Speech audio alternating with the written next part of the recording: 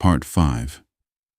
Trump paid in full before 12 a.m., and his son was saved.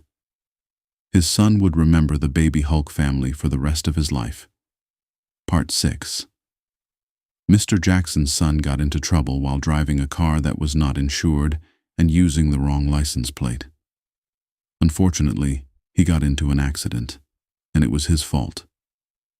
The police arrived, talked to both parties, and gave my son 2 tickets. He paid the fines, but later that week, my wife received a call from a lawyer saying they wanted to work out a payment of $4,000. Since my son didn't have the money, she agreed and provided my son's card information. The following week, when they tried to take the money, the transaction failed because my son had forgotten to unlock his card.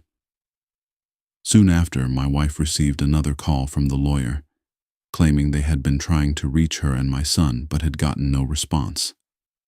My wife never received a call or voicemail and knew they were lying. The lawyer then gave them 1 month to pay the $4,000 in full, warning that if they didn't, both their licenses would be suspended and they would be placed on an SR-22 for 3 years. Since my wife was the co-signer, she was being held responsible, even though the police had forgotten to document that she had nothing to do with the accident. Angry, my wife called the lawyer and demanded to know why she was involved when she had no part in the accident. The lawyer told her it was because she was the co-signer and her name was on the title. Furious, she came to me and explained everything. I gave her the money, but later that day, I realized I forgot to tell her to use a cashier's check for proof of payment. Unfortunately, it was too late. She had already paid over the phone. When I asked if she had recorded the transaction, she said no. I warned her that if the lawyer was crooked, he might deny receiving the payment. That evening, I came home to find my wife crying. She told me I was right. The lawyer had lied and claimed she never paid.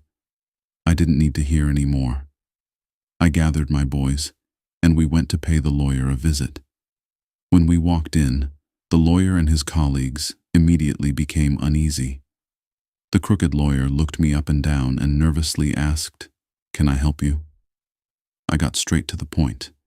"Remember the $4,000 a lady paid you for her son's accident?"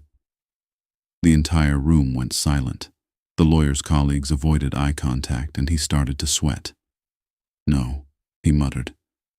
I stepped closer, leaned in, and whispered, "I'm with the baby Hulk family." Some of his colleagues recognized my boys. They had done business with our family before. The lawyer's face went pale. I whispered again, "That lady, who is she to you?" The lawyer stammered, I'm sorry for lying. Who is she to you?" I locked eyes with him and said, "That's my wife."